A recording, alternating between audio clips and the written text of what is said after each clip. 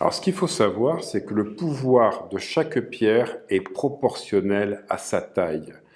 Plus vous prenez une pierre qui est volumineuse et plus les effets sont importants. Alors, dans les pierres de protection, la première que je vous conseille, c'est la tourmaline noire qui protège de la négativité et des champs électromagnétiques. Deuxième pierre, l'obsidienne noire. L'obsidienne noire qui repousse les énergies négatives.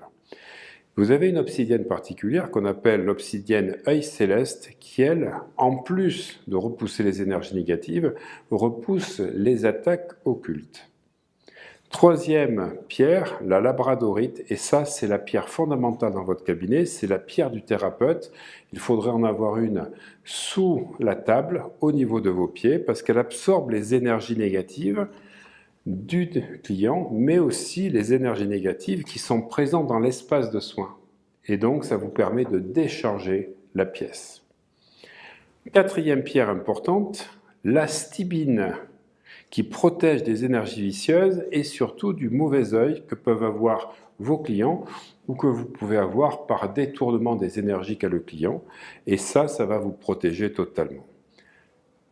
Cinquième pierre importante, l'œil du tigre, qui est une protection personnelle que vous devez avoir en permanence dans votre poche parce qu'elle repousse les énergies négatives et le mauvais œil. Et enfin, la shungite qui protège du champ électromagnétique et des énergies pernicieuses.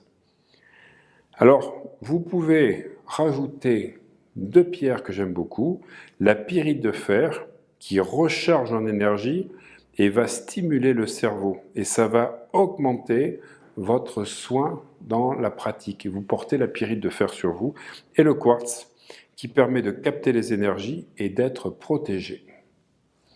Alors, pour nettoyer les pierres, vous avez plusieurs solutions.